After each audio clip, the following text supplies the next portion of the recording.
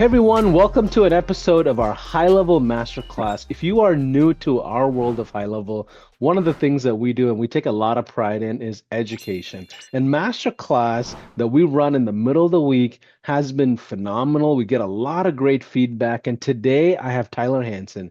If you don't know who Tyler is, you definitely want to reach out to him, say hello. He's very active in our community. You'll see him at some of the marketing events that are happening all over the US quite often.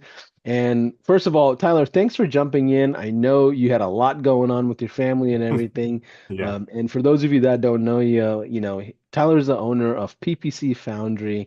They are a white label marketing agency that helps other agencies just like yourself, if you're in the high level community. Proud father, family man, and everything that you can ask for in an entrepreneur that's, exemplifying a good character to say the least. But I think the cool thing about Tyler is that he has a lot of sales background and he's kind of a tech wizard all at the same time, where he's dangerous on both sides. So today we're going to talk about sales and sales methodology for those of you that are just jumping in. Tell us what city and state you're checking in from. We're paying attention to the comments and all of that. But Tyler, thanks for saying yes to us on this masterclass, man. Yeah, totally. And definitely, I love that intro. Makes me sound really cool. But yeah, no, I appreciate it. And I'm very happy and excited to be here. One, because I know when we talked about even doing this, I think one of the biggest issues that you've seen in the community is just people being able to get sales in general. How do you get your first client? And I see it all the time in the comments and the different groups I'm in is how do you really get clients, whether it is for your SaaS or for your agency for your normal services. Absolutely. And Tyler, before we go any further, and I know we have a lot to share, what's your story in the world of entrepreneurship and marketing? Like, who is Tyler Hanson? Yeah, so I started off mainly in my like career side as a marketing director for a bunch of different safety companies. I became known as the Google guy because I was just the only one that figured out how Google Ads worked and was able to get sales from that. And so I built up a couple of companies that were just real small, just doing Google Ads, and then I kept getting poached to different places. And in that process, I was learning, website design, I was learning CRM systems, I was learning sales until I got to a company where when I came in, I was about, I think, employee number 23. They were doing about 2 million in sales. And the role for me coming in was to, one, get their Google ads going, but to also just help increase sales overall. And from my tenure there, about 2 years in, we were able to grow from 2 million to 8 million, which, if you've been in business long enough, that's a huge increase within a short amount of time. I think we went from that 23 employees to a little over 60. Did Inc. 5000 twice, and yeah, it was a whirlwind. And it wasn't all just me. We obviously had a team in place, but it was a very unique experience to see really what it took to take a company from doing sales at that level to increasing it at a very rapid rate and keeping up with onboarding and the demand of service. Absolutely. Tyler, you and I probably can agree that sales cures all diseases in Yeah. business, right? So let's talk about sales. What is it about the sales methodology that most marketers, most entrepreneurs don't have right? And maybe the three things I know you shared with me as we planned this masterclass was defining your agency of what that Mhm. looks like, the agency sales strategy or the acquisition process, and the sales tactics, right? So let's go into the strategy first, and then we can talk about mechanics. But what is it about sales methodology that most agencies are getting wrong? Yeah, I think from the start, as my operations manager would say, is they're starting an Indy 500 with a flat tire. And what I mean by that is they don't really understand their agency. They don't know what they're selling.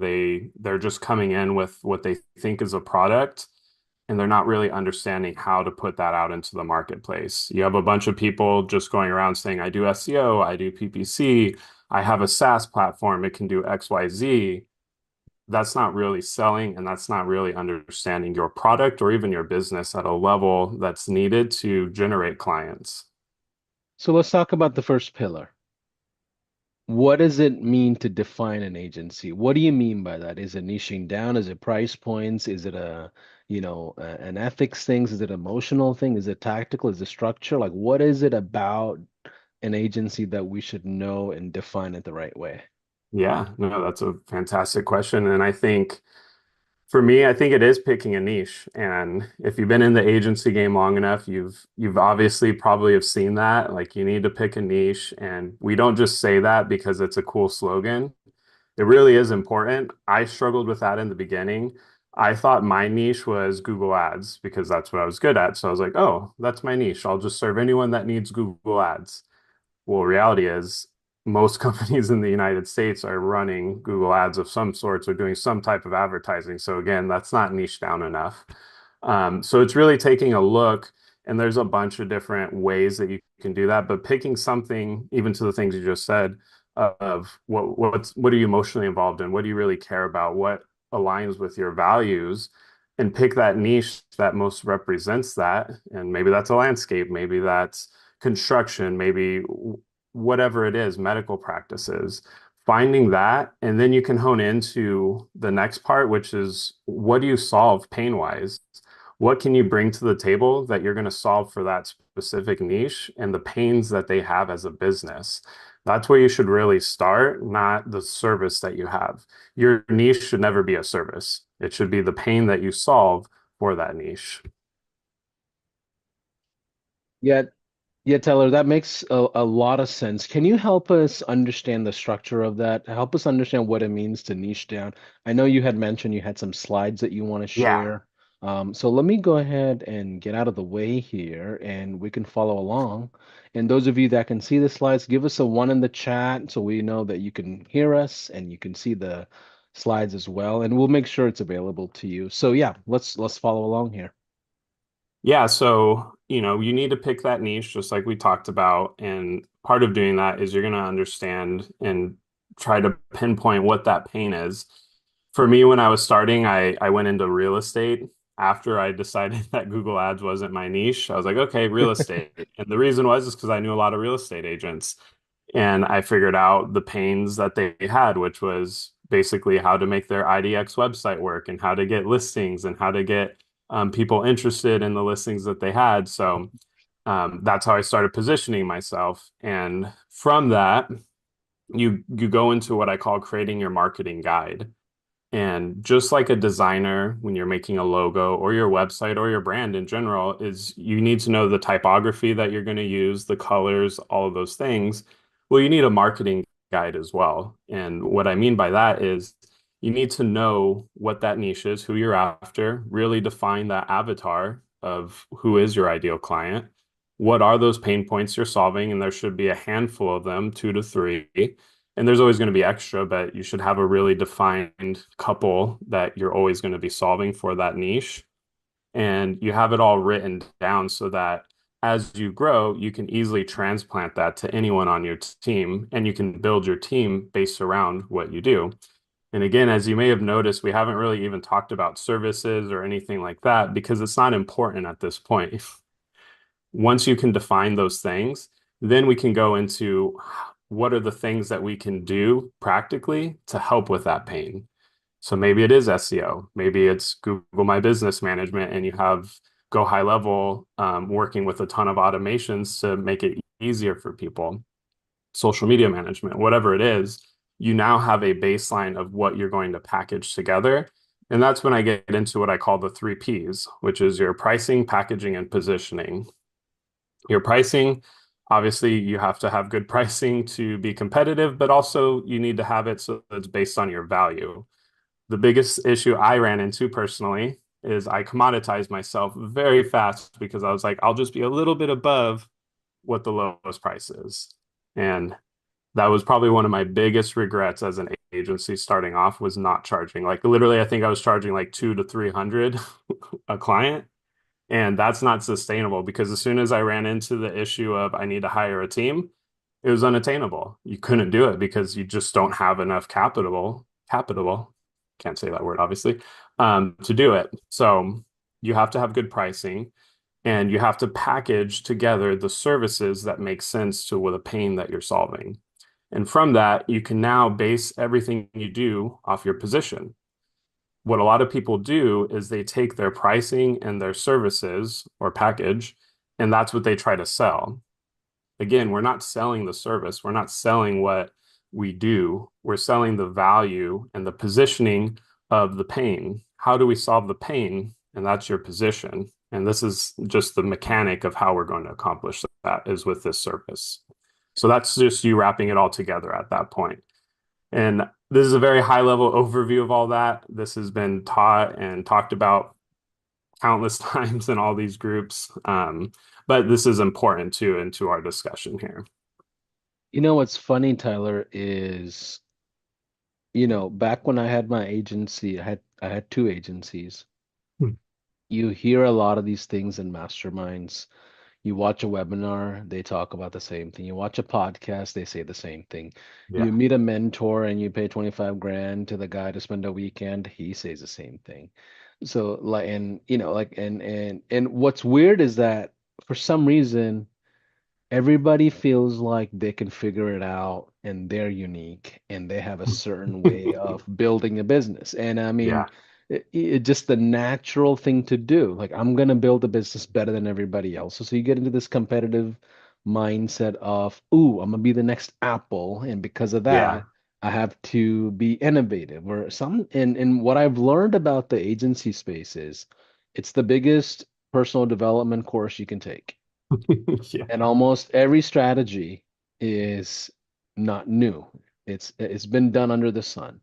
So then it's the problem is the entrepreneur behind the agencies. Yeah. We have so many different biases. So help us understand, the three P's. The first thing that you said is who am I serving is what I need to focus on Yeah. versus what I'm building, right?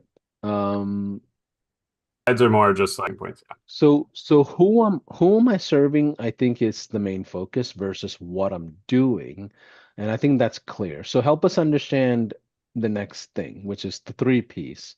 Help us. What is the three P's? The product, the pricing, and the positioning. I believe you said. Yeah. Pricing, packaging, and the positioning. So yeah, again, it goes back to you just need to relay what you're solving to your packaging, which is your product, right? It's just it helps you to not get into a position though where you're commoditizing yourself, where you're just trying to measure up service to service because you're yeah, let me turn my Absolutely. So here's what I feel like. There's nothing advantages about being in the middle of the pack. Either you got to be the most expensive or the least yeah. expensive, knowing what kind of assembly line of fulfillment you're going to kind of build out. So help us understand the three P's, like the product, the pricing, and the packaging and the positioning around it. Yeah, and that's crazy important, just like we were talking about too, is I commoditize myself very quickly with super low pricing. And I wasn't basing it off the value that I was providing. And because of that, I wasn't able to scale. I wasn't able to do anything worthwhile with the agency I was building. And so you really have to look at that pain that you're solving and that's where you can get kind of emotional about the business, in my opinion. Like a lot of business should be very binary. Honestly, I've learned that as being a highly emotional person. But you can express that emotion in these types of things where it's I'm solving this pain for this company. What is that value to them? If you're working with lawyers, that's going to be probably a higher value. If you're working with, a local company, maybe not as high value, but you still have a lot more room than probably you're giving yourself credit for. And so that's why pricing is so important because it shouldn't be based off the service compared to what others are doing. It should be based off the value because now it puts you in that mindset when you go to sell that you're going to just focus everything on that pain and what you're going to solve to where they almost don't care about the price of it. It's just going to work for them. That makes sense. Tyler, so is there anything else on the first pillar on defining the agency that we need to really understand before we talk about sales strategies? No, I think we've covered most of it here. And again, it's picking that niche, making sure you know the pains of that niche, and then packaging it all together. Make it look nice, make it make sense, as far as how you're going to position it, but you really have to have that before you really go into the marketplace and start pitching this service. Got it. So yeah, the next part though is talking about the strategy. And this is a thing that I've learned. I obviously come from a background of sales, even outside of the agency space. Which is funny, going back to my story, is when we started our agency, I started it with some business partners from the last company that we had built up to about 8 million a year in revenue. And we were like, oh, this will be easy. We totally know what we're doing. We've got, a sales floor, we got cold callers, we have this whole thing. We're just going to transplant what we did here to the agency side, and we'll be able to grow that super fast too. Super wrong about all of that because it's a completely different process. Every industry is different. And I wanted to make that clear because agencies and what we sell, yes, it can be resemblant of other industries, but it does have a particular way that I found that works really well. And going into what that typical process is essentially you want to first get on a discovery call or whatever you want to call it, but that call and the mindset you have on that call should just be completely about finding the pain. You should have no intention of trying to sell them or trying to get a close from them at that point. Because if you go into it like that, they're going to feel that a little bit and they might not be able to open up. Another Absolutely. important And thing. yeah, I was gonna say, I mean, every industry purchases differently for their Yeah. companies, right? They like if I went on Amazon, I'm probably just gonna buy whatever I need and I'm done. And I'm not looking at anything else. But if you ask my wife, she's gonna look at the coupons, figure out how it compares to something else, and Yeah. figure out a whole different channel that she's gonna get a deal. She's like a deal hunter. And the same thing happens with the small business owner. I mean, you could be Yeah. coming in there with SEO package, but the way a chiropractor looks at a SEO package is totally different than a real estate agent. The way they purchase is different. So help us understand that a little bit, because what you said is you kind of replicated the old process and it didn't work in the new agency, Yeah. right? Correct. So what we learned though from that, and basically we were just trying to do one call closes because that's what we were able to do with the other business because we just perfected it over years. Um, and that just didn't work here. And we were trying to lead with different values or propositions, and it just wasn't working. And so what we found was when we just lead it into a discovery call with no intention of selling them, almost positioning yourself as a way of like, do I even want to work with this person? Like when you have that type of attitude and mentality, you'll probably get a lot further into the sale journey with that prospect. Um, and a big thing too that I learned myself is to stop talking on this call, specifically the discovery call. You should literally talk like 10 to 15% of the time. You should have really no input. All you're going to be doing and how it should go is, hey, thanks for joining this call. Just want to learn a little bit more about your business. Kind of, why did you want to set up this call? What are those pain, what are you experiencing? Where do you want to go? You kind of ask provocative questions like that or provoking questions where it just gets them to spill the beans of what they're going into. And trust me, almost every business owner is just going to dump everything that they think about their business. And what your job is at that moment is to now pick through their dump of words and find those little pain points that you can now bring about and sell on. Because they're going to give you everything. They're not going to specifically say, this is my exact pain, but you're going to pick up little cues and little words that they say or statement that they say, grab that, write it down on a notepad, and stick to it through the whole sale journey. Because to them, they're going to understand, like, oh, they're really solving that pain. Like I had a sales call once where it was for a go high level situation. He was looking for a new CRM and he was basically saying like we're trying to go from I have 20%, like he was very analytical guy, like he knew his numbers and he was like I'm giving 80% input into the company and my team is only doing 20 is because I have to do all these things and I kept just harping on that. Yeah, man, like let's get you out of that 80%. Like that's silly. Like you shouldn't be in that. And even in my follow-up emails, I was making sure I kind of said that same statement because that was his main point is he wanted to get out of the business. Like he didn't really care about the specifics. He just wanted to get out. And so that's what I framed everything around. And that's why that call is important. So the step of the process should be a discovery call. From that call, if everything sounds good, you set up a second call where you're going to evaluate what they've given you and you're going to prepare a slide deck at that point. And that slide deck is where you come and kind of you bring everything. This is the pains that I'm going to solve. This is the pricing. This is the packaging. This is how it's going to work. And then that's when you go for the close. And Tyler, you might resonate with this pretty well. I had a back when I was learning how to do sales, I had a very elderly man. Maybe he's like 81, 82 years old in one of our MBA programs, and he taught me how to do sales. He said there's two types of sales experiences typically. There is a customer that comes to a physician, like a ER doc. You have an Yeah. emergency, you go to the ER.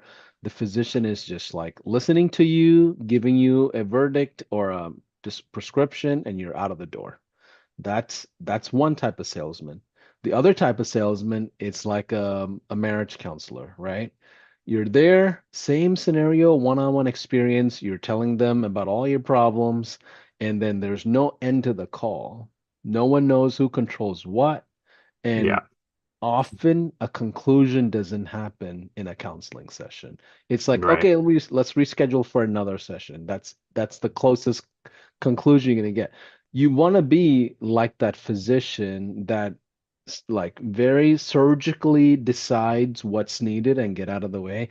You kind of reminded me of that when you said, "Hey, this call, you should just really keep your mouth shut." 15% Yeah. is about all you want to use of all the words you have on that Yeah. call. But it just reminded me of that analogy and that story that someone taught me of. Don't be a counselor, be a physician. Same Yeah. type of interactions. Yeah. No, I've heard that before too. And I totally agree with that. And kind of going into a couple of other things that we'll talk about in closing the deal, but a lot of people, I think what you said is the follow through, even on that discovery call and even on the closing call, is to set that agenda because that's a point that I didn't even have here. But a lot of people do leave it very open, like, okay, well, thanks for your time.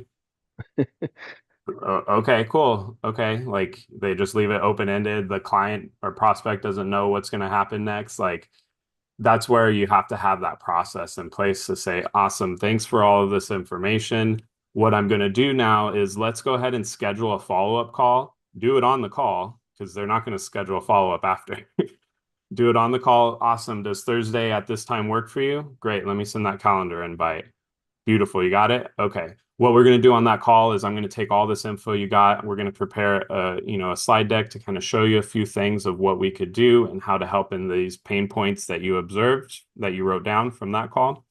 And then basically say if they had any other questions, right? So now you've set an expectation of this is what's going to happen next. They can look forward to something.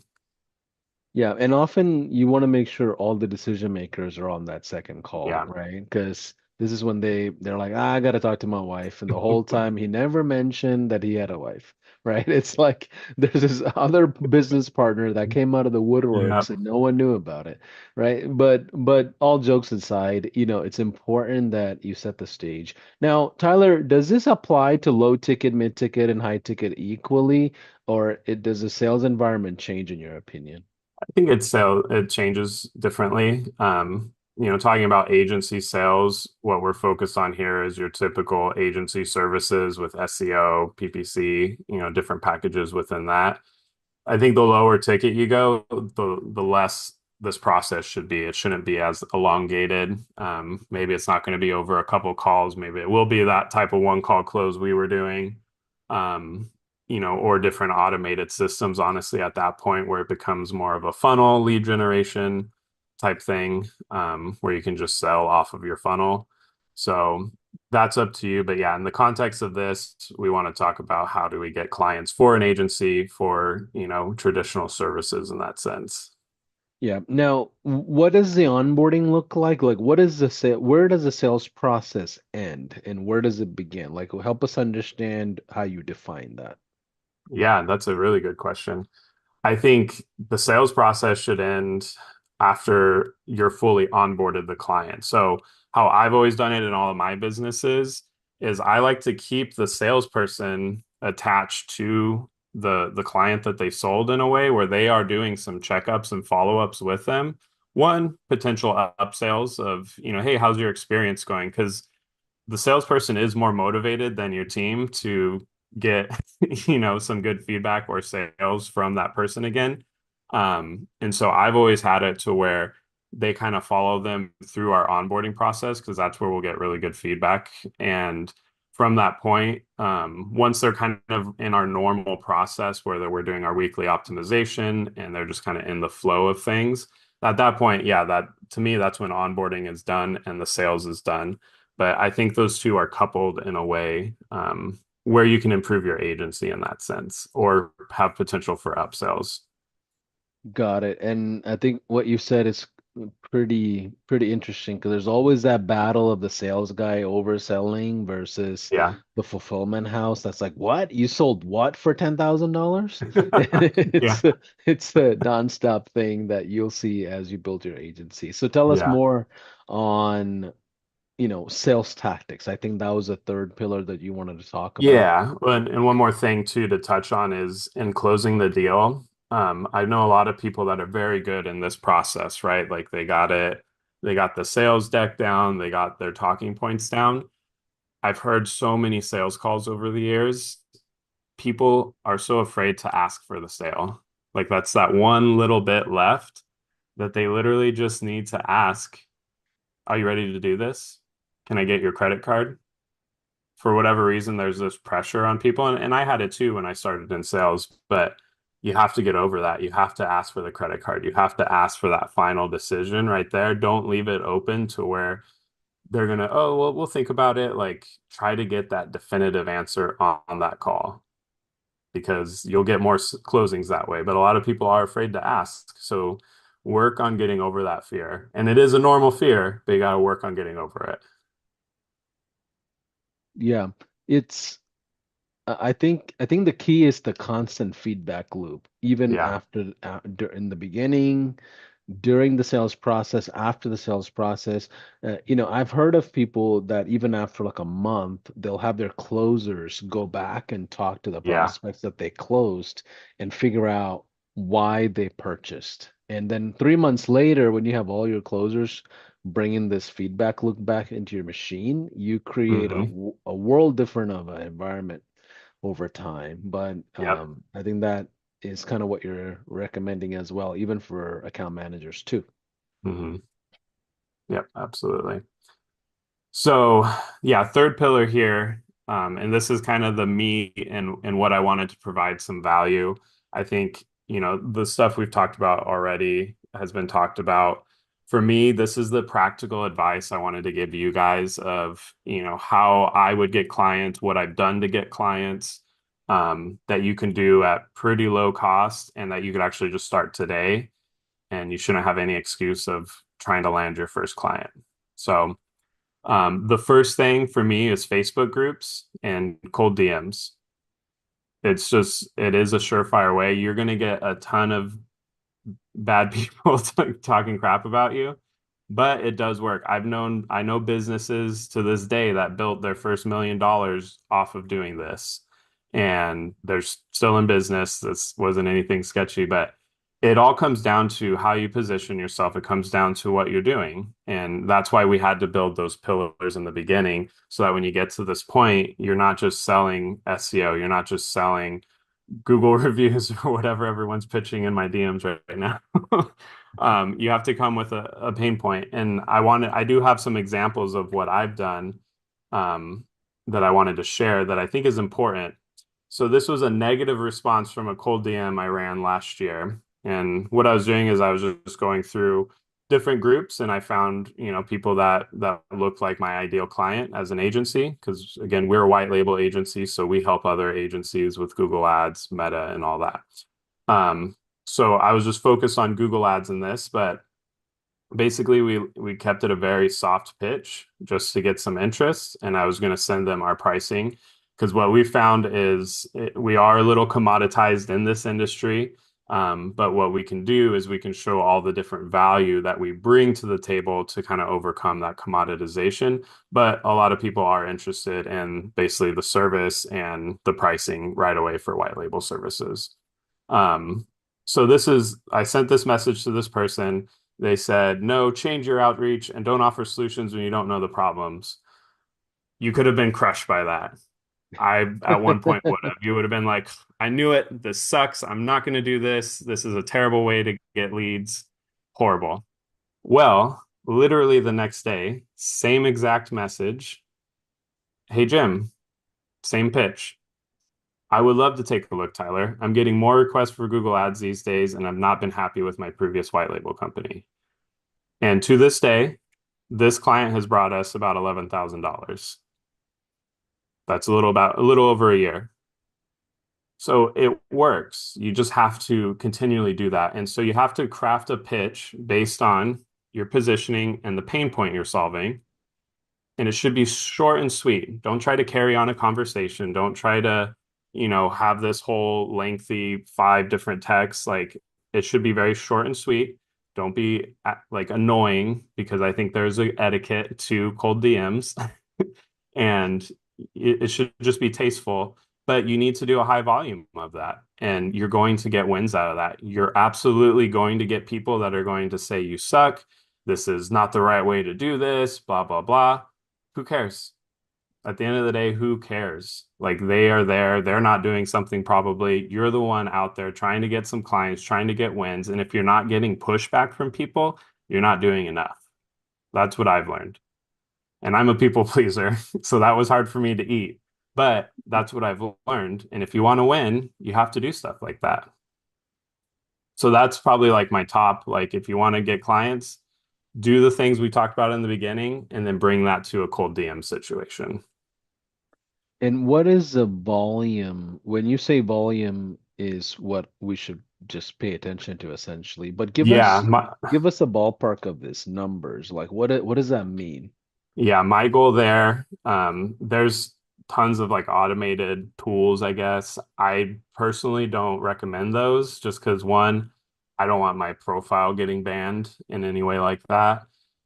What I did is, if I'm in a position where I need clients, I obviously have a lot of free time because I'm not dealing with anything else. So I took the time to kind of review some of these profiles at scale and a long-term thing. It's probably not like the best, but if you're just trying to get your first couple of clients, this is a great way to do it.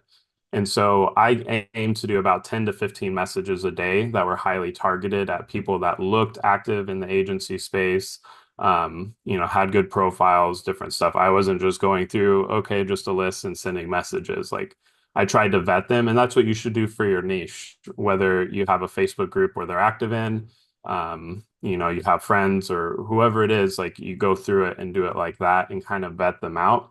But I aim to do about 10 to 15 messages a day, just to stay under that radar so that you weren't getting pinged for spamming. Got it. Now, the next thing I would recommend is freelancer sites. This is for my agency when I started kind of getting on a roll, what took me from 10 to 20,000 a month in revenue.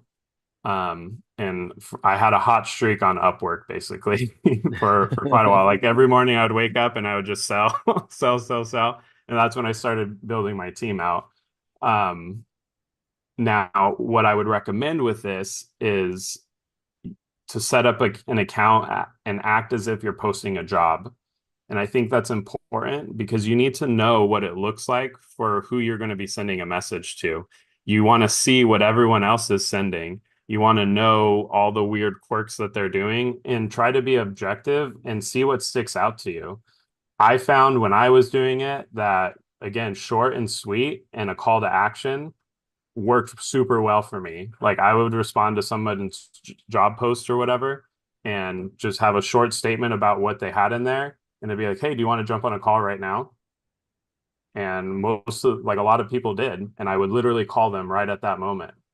And sometimes it would be like later at night or super early in the morning. Like they said yes, like they'd give me their number and I would call and sell them. Now, the great thing with these sites is these people pretty much are ready to hire somebody. You're not trying to pitch them. They kind of know what they want. And so you can typically do a one call close on these types of sites where you're getting these leads from. Because it's also a speed to lead situation because they probably are talking to other people. And if you can just get them locked in, the thing I learned is that none of them want to be on these freelancer sites. They want to get out as fast as possible. They post their job and then they just want to go do whatever else they're doing. They don't want to stick around and chat and do all these things. So as quick as you can get them on a phone and close that sale, you're going to have more success. Now, again, volume is the game here too, because you have to just go through a lot. And over time, I was able to do that. And I got all the different profile statuses with Upwork where it made it easier.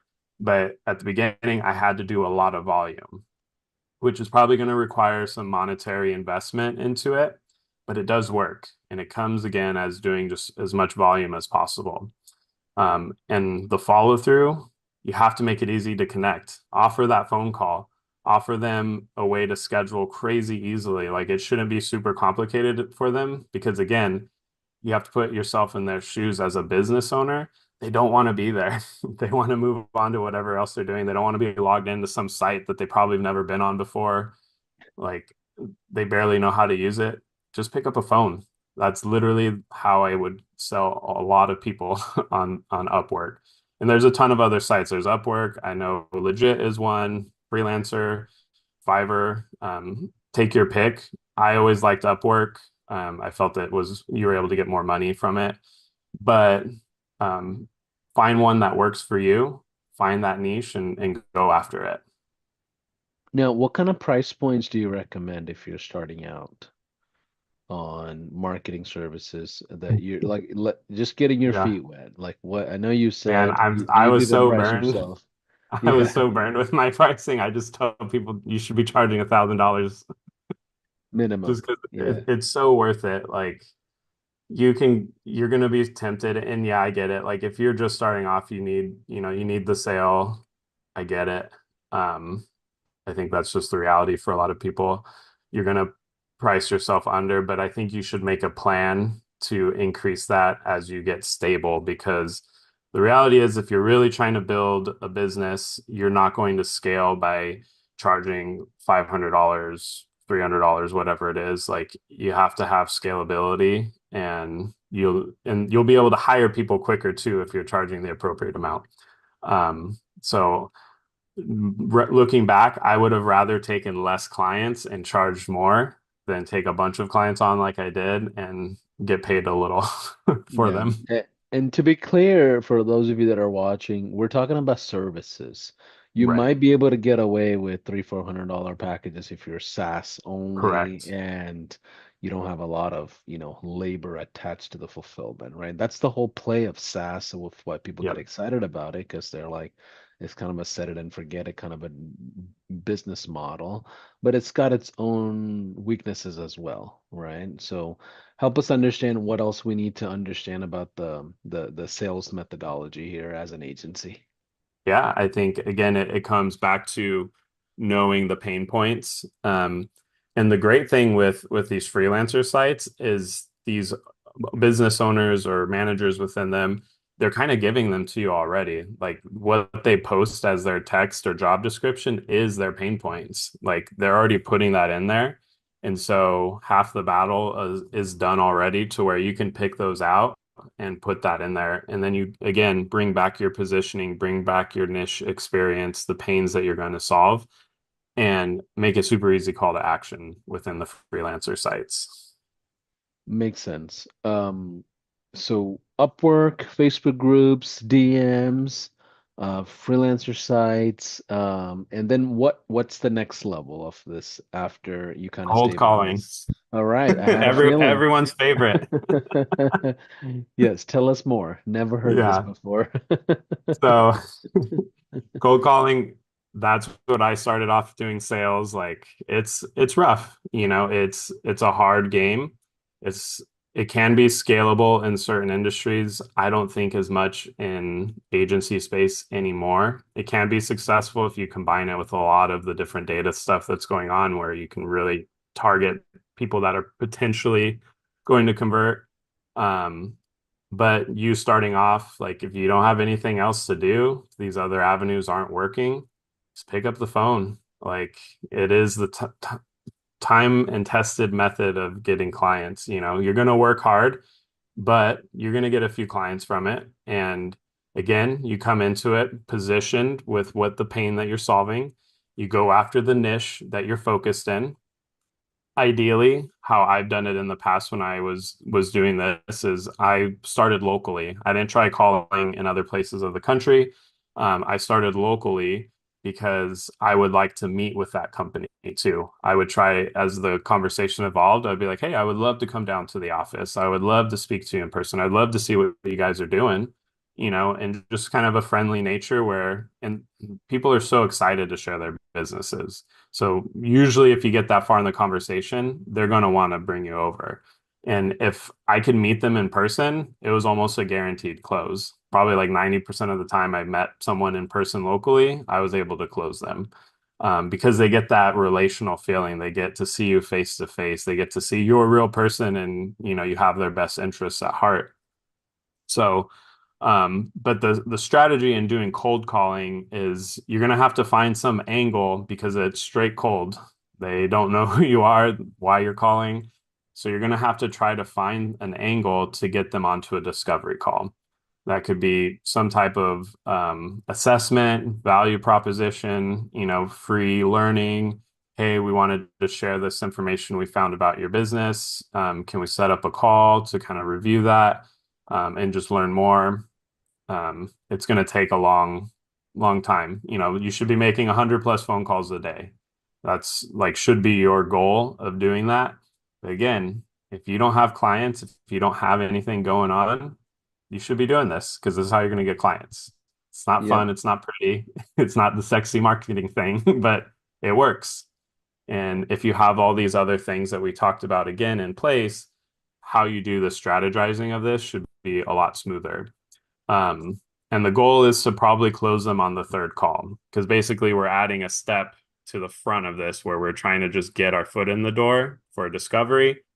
You do your discovery and then you do your closing call with them.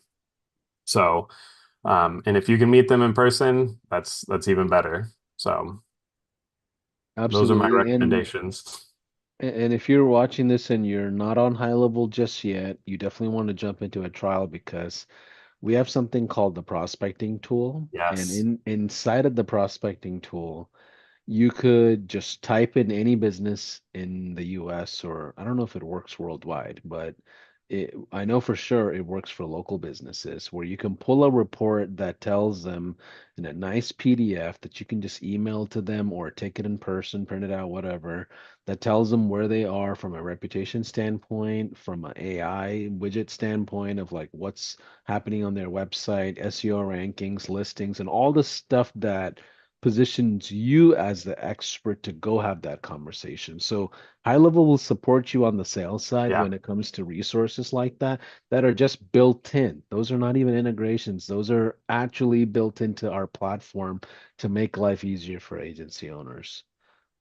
Yeah, I think that is a really powerful tool because those were a lot of the angles we would come up with was, you know, how do they show up locally? How do you rank against your competitors? All those different things are very valuable and things businesses are interested in. Love it. What else do we need to learn about the sales methodology? That's it. I Those love are the three things that I it. would like. I keep it short, sweet, and simple. Typically, things don't need to be sexy or fancy or you just do it simple. Just have a goal, keep yourself accountable to that goal, know what you're selling, what you solve pain wise, and you're going to find success. Like you just got to keep at it. Um, Out of these three things, like if you don't get one client, I would be surprised. And why is this so hard then, Tyler? Everything you've said is on point, it's accurate. This is exactly what the top leaders of the industries as well say, right? So what is stopping the entrepreneur from taking action or the right action? Like what is the limiting beliefs that you can help us unpack? Yeah, I think it's just people give up too soon.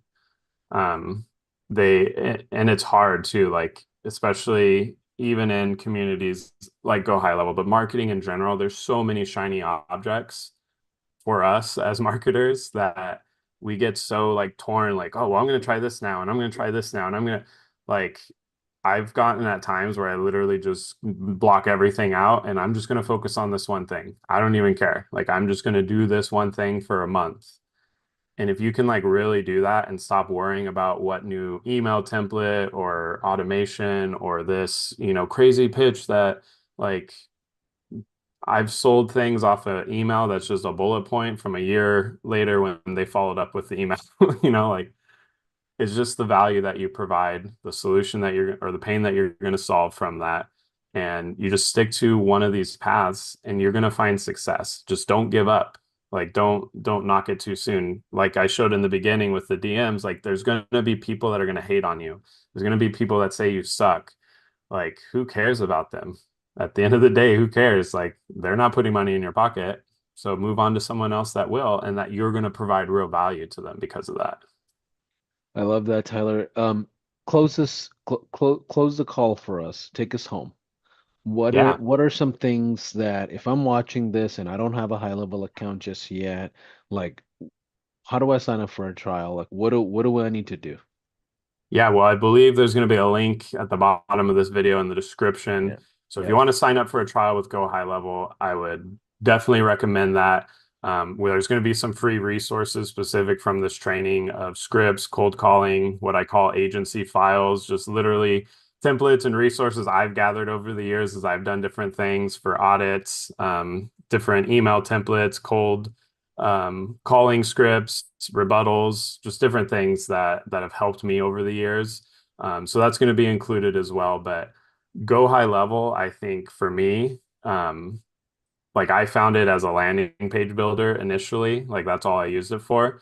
But as I've come to learn it, it's integrated into our business day to day. Like we're in it every single day. It's a part of how we run our agency. And there's nothing really like it, like truthfully, like it's a game changer in that sense. And I would absolutely like be a part of it. Even obviously, like I know that this is pitching Go High Level, but you as an agency, like you need to have it. Like there's so many tools and resources. It just makes sense to have it compared to mashing all these different tools together. It's going to make your life crazy easy with all the different things we talked about, where it can literally be some things on autopilot and you can focus on what you're doing to gain clients, and then you can just pass them into there. But wrapping this all up, guys, like I really think if you just focus on how you're going to provide real value to people, not just I'm going to sell something, that's where I see a lot of issues. People just want to sell the service and have the dream of a marketing agency. You have to get nitty gritty and get into the emotional side of the pain that you're going to solve for people. And you got to start selling based off that. You got to price yourself right.